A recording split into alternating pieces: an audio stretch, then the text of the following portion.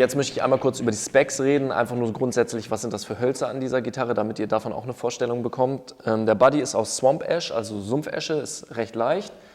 Der Hals ist aus Vogelaugenahorn, also sehr sexy Holz, sage ich mal. Ich weiß nicht, wie gut ihr das sehen könnt, da müsst ihr sonst aber mal die Fotos euch angucken, weil der Hals ist natürlich ein Träumchen. Das Griffbrett ist Ebenholz, das stehe ich total drauf. So. Also ich habe schon irgendwie einige Gitarren mit auch anderen Griffbrettern gehabt. Gibt natürlich auch coole andere Griffbretter, aber Ebenholz ist auf jeden Fall für mich so ein Favorite-Holz, weil es einfach auch für so einen strammen Ton verantwortlich ist.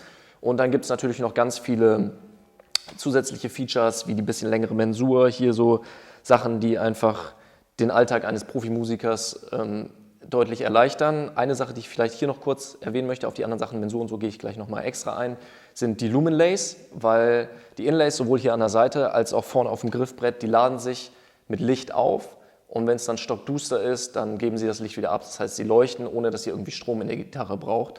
Und das hat mir schon mehrmals echt so den Arsch gerettet, weil wenn du hinter der Bühne stehst, ist Blackout, alles ist ruhig, du fängst mit einem Gitarrenriff an und dann siehst du nicht, wo du bist.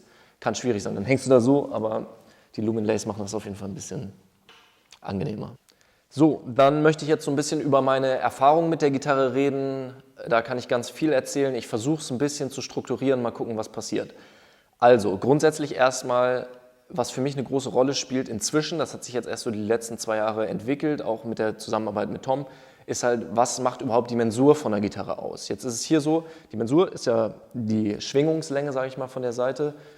Und die ist bei allen Gitarrenherstellern unterschiedlich. Also zum Beispiel hat Fender eine längere Mensur als Gibson und so weiter. Und das hat halt immer mit der Straffheit der Saiten zu tun. Hängt natürlich auch davon ab, was ihr für eine Saitenstärke spielt. Hier ist es jetzt so, wir haben eine Mensur zwischen 66 und 67 Zentimetern. Das heißt ein bisschen länger, 1 Zentimeter, 1,5 Zentimeter länger als bei einer Fender. Und ich spiele einen Satz 52 tiefe E-Seite auf 10er auf der hohen E-Seite, was ein Heavy-Bottom-Satz ist, weil ich ja viel Riffs spiele, damit die ein bisschen strammer sind. Und da kann ich locker auf C gehen und es eiert nichts rum. Das ist für mich ganz wichtig, besonders im Studio. Du spielst irgendwie, hast geile Riffs geschrieben, nimmst sie auf. Und wenn das nicht sitzt und dann der Ton richtig rumschlackert, eiert so und du es halt nie in Tune spielen kannst, weil man braucht ja auch eine gewisse Aggressivität vom Punch, vom Anschlag, dann ist das schade.